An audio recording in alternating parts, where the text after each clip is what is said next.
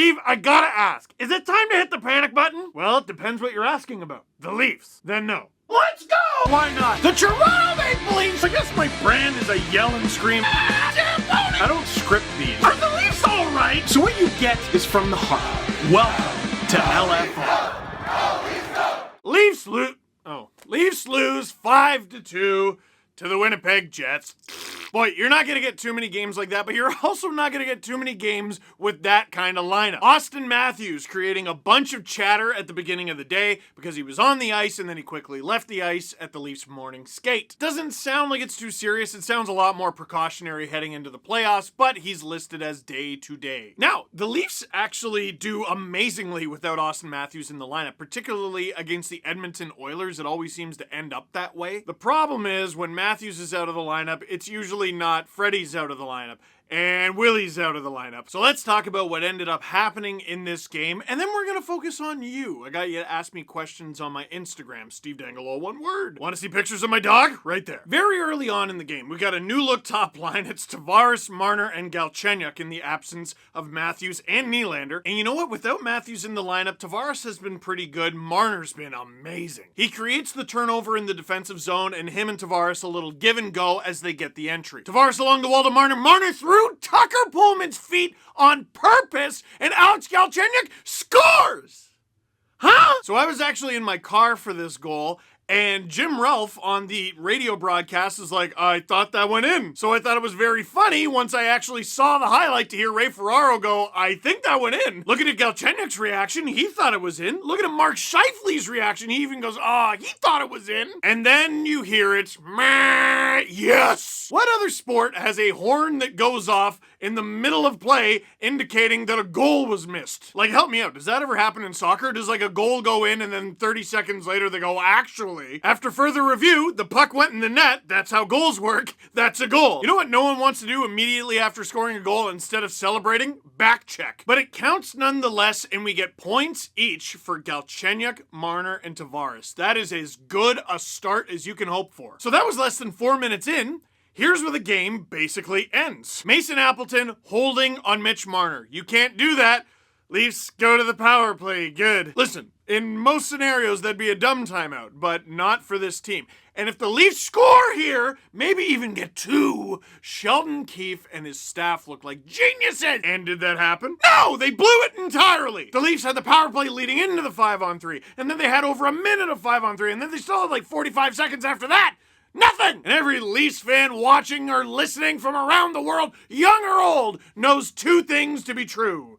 The Leafs are getting the next penalty. The Jets are scoring on that power play. Like clockwork. I think it was less than 2 minutes after that power play. Pierre-Luc Dubois draws an interference call from Zach Bogosian. The Leafs head to the penalty kill. Leafs lose the defensive zone draw. Again, Jets get the puck back at the point. They shoot. They score again within 10 seconds of a defensive zone face-off. Nikolai Ehlers blasts it through Jack Campbell, and we got a tied game. Now, the Leafs have had a few really encouraging bend but don't break moments this season. They've been much better at handling adversity. But right here, they broke. Yes, they're missing guys from their lineup, but their power play is really starting to mess with their heads. But it's okay. Get the big line out there, get a goal back. And the big line is out there. And they got some offensive zone time. And Jake Muzzin is going to pinch, and why is he pinching? Odd man rush goes the other way. Justin Hull's the only man back. Kyle Connor snipes through Jack Campbell again. 2-1 Jets lead like that. Boy, you'd really like to see Jack Campbell get one of those, but it's just terrible from the Leafs. The defensive zone draws and the 2-on-1s, they're trending in the wrong direction. And then this was just terrible. It's the big line again, but I don't think they did anything wrong. I think it was the shutdown pair that was out there with them. Justin Hull is pinching, and there's a loose puck near the blue line, so Mitch Marner, who was filling in for Hull, he comes in.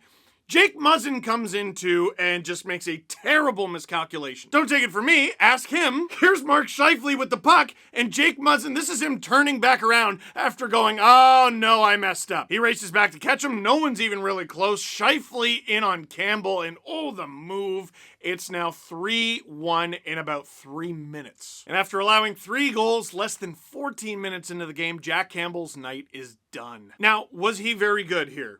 No, I don't think the team was very good around him, but Jack Campbell's individual performance wasn't good either. But I want you guys to look at this. This is Sportsnet's Luke Fox quoting Jack Campbell. It's unacceptable. I put the team and David in a really tough spot.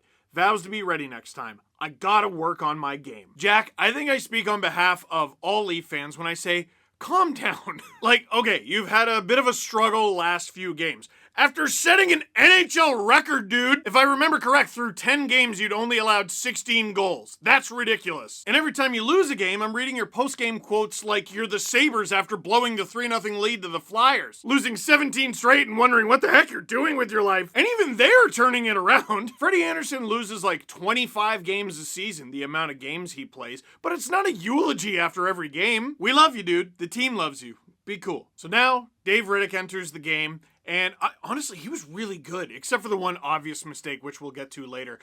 I wonder if they should go with Riddick Hutchinson for a little while. Because I see people making these snide comments like, oh yeah, Campbell plays a few games, but then he needs a rest. It's not that. It's that he's had the same injury the whole time. And I know Riddick just got here, and under normal circumstances, yeah, you don't want to put a goalie through that, but he's been good. I don't know. The Leafs might have the problem solved for them because they're not playing tomorrow, and I don't think they're going to play Monday either. Both of those games were scheduled to be against the Canucks in Vancouver. Maybe get to that a little later, too. So, the Leafs broke there. They broke. For about 3 minutes, they broke.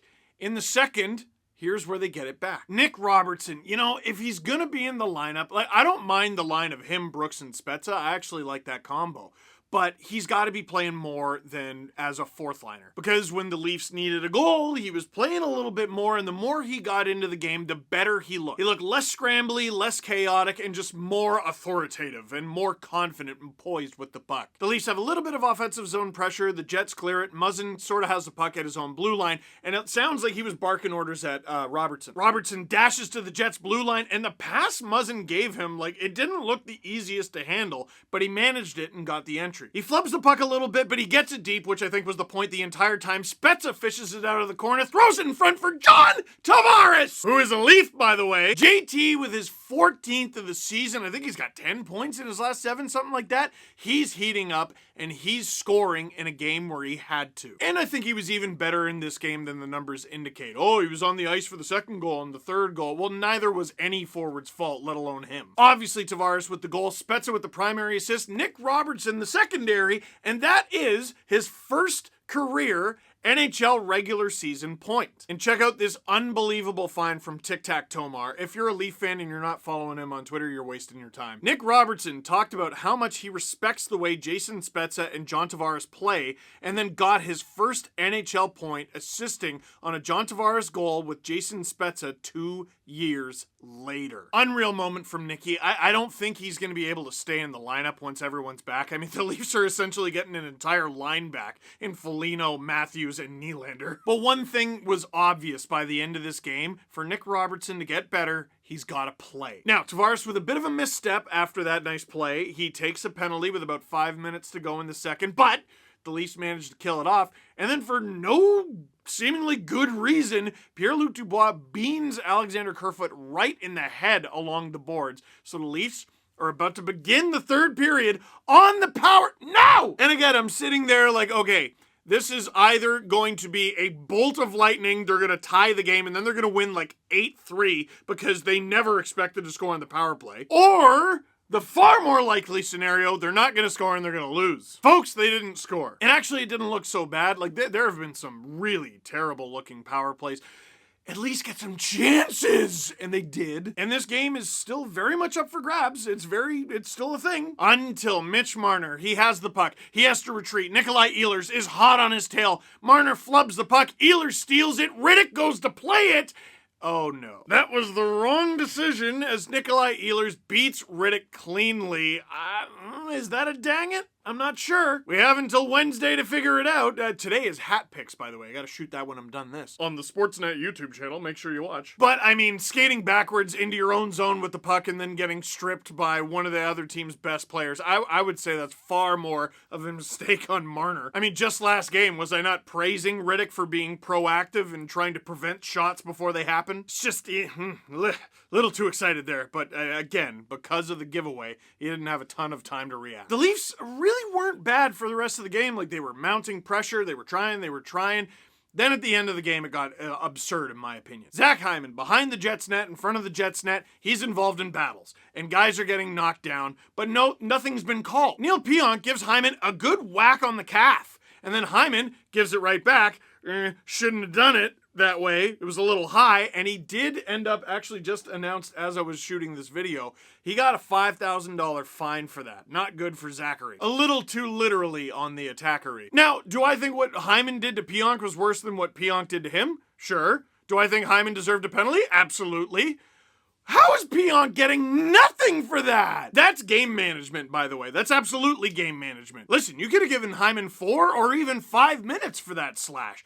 How does Pionk get nothing? Because you thought one was worse than the other. I don't know. I don't know what they're doing. I don't know. I don't know what goes on in their head. And how could you ever know what's going on in their head? They're not available after the games. And when they're talking to other players, they cover up their mics because the one time their mic wasn't covered and accidentally broadcast, someone got canned. Guys, I'm not going to tell you, hey, call the rule book. Hey, do your job.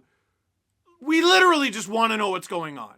That's all. Is that a good product? Yeah, when everyone's watching going, what's going on? Every game. And that's the game done right there. Kyle Connor gets the empty netter. That's the game done. Like, I agree. Hyman should have been penalized and maybe even more than Pionk. But for Pionk to get nothing, that's absurd. Now, before I get to your questions, and this time it was on my Instagram, the Leafs' next couple games, no one knows what's going on. The Leafs are supposed to be playing tomorrow in Vancouver against the Canucks, and then also Monday. For context, for people who aren't from this part of the world, we kind of need to know in advance because a flight from Toronto to Vancouver is only slightly shorter than a flight from like Toronto to London, England. Canada, it's big. Seriously, the flight's like 5.5 hours depending on the wind. And the reason, I'm sure you heard, almost the entire Canucks roster either got COVID or was put on protocol. And this from Darren Dreger should definitely give you pause. The variant strain has impacted the Canucks differently and more severely than the previous COVID cases around the league. Players are still sick. Concern for some, they may not be able to return this season. NHL scheduling and rescheduling is recognizing day-by-day issues. So, like, the word's still sick. I mean, they're supposed to play Monday? I believe the Saturday game was already postponed. I'm pretty sure we'd know about that. Monday, there's no way it can happen. There's no way. And I said this on the podcast, but in case you missed that, the NHL is trying, right? All the teams in this league, they're trying. And you gotta try. You got to take every precaution, but you got to try. And they're trying. And for the most part, they've done a very good job this season. This, however, seems like a completely different case from anything the NHL has had to deal with, any other outbreak with any other team. And I know you have to try, but after listening to JT Miller's comments, basically on behalf of the team, I don't think the Canucks season can continue. And I don't know, there's like a month left in the season, so maybe it does continue. I don't know if it can continue over the next week. So the Leafs' next game, ironically, isn't until next week against the Jets, where they have 3 straight. I don't think they're playing either game against Vancouver. Sorry, guys. I've actively been trying to make these videos an escape this season, but when it's part of the Leafs story, you can't avoid it. But now, let's do questions, eh? From that Leafs fan, TikTok legend, a little bit of good news. You know what? I won't let them ruin my night tonight. Asked out my girl today and she said yes, so I'm gonna focus on that. Hey, good for the both of you. That's so good. Look at that. Good news. A lot of questions had to do with Nick Robertson. How awesome was Robertson? And on bright side, 19-year-old Nick Robertson looked great. I have a feeling he's going to break out and it's gonna be like, like it's just gonna be a moment where it clicks. Right now, he looks a little unsure. Like, he does look like a teenager out there a little bit. But again, that's because he's got to get reps in. And when guys are back, I don't know how he's going to be able to do that unless he goes to the Marlies. I hate the injury because he looks so good coming out of the gate. If that doesn't happen, I'm sure things would be different. But I think there's going to be a moment. It's going to click. And he's going to be a problem. Does anyone else notice Marner will make a really nice play, but then make 2 bad ones after? And this one got 9 likes. Tyler, not to call you out or anything, but I don't notice that, and that's because it's not true. It's just not. Last year, I think I would have been a lot more on your side. He was a frustrating player a lot of times last year. This season, I don't notice that at all. The good so far outweighs the bad this season. He's been a star. Now, the play in this game that you're talking about, oh yeah, no, that was terrible. By and large, Mitch Marner has been incredible, and I think very often he does the smart thing with the puck. Is the only reason Thornton is still playing because of his name? Because he hasn't done anything for a long stretch now. Yeah, man, so his last point of any kind, it was an assist, and it was on March 13th. It was over a month ago. I've been watching him a little more closely. I do like what he's trying to do. Like, he's trying to, okay, I'm a depth player now. I gotta hit guys. I gotta go down low. And he has been doing that. But I think once players come back, because, I mean, obviously Thornton shouldn't be sitting when all these guys are out of the lineup, but once guys come back, he should take a few games off to rest. If Spezza is resting the second half of back-to-backs, Thornton should be, for crying out loud. I think if he's fresh, he's better. And he's probably saving himself for the playoffs a little bit. He needs some days off, in my opinion. Is Iggy all right? He deserves a treat. The loss isn't his fault. Iggy's been pretty needy lately. He's been hanging out with me a lot. I've been playing with him a lot. But the reason he's been so needy is because Leo has started to crawl. And he's obsessed with Iggy. And before I get inundated, yes, lids on everything, yes, baby gates, yes, plastic things in every outlet, but Leo is on the move. And it's a good thing that Leo's on the move. Good things are happening all around us. You just gotta look. So, for now, that is it for this one. Thank you very much for watching. Click like if you like this video. Click subscribe if you really liked it. Tell all your friends. Focus on the good. I know it's hard. I have a therapist. Focus on the good.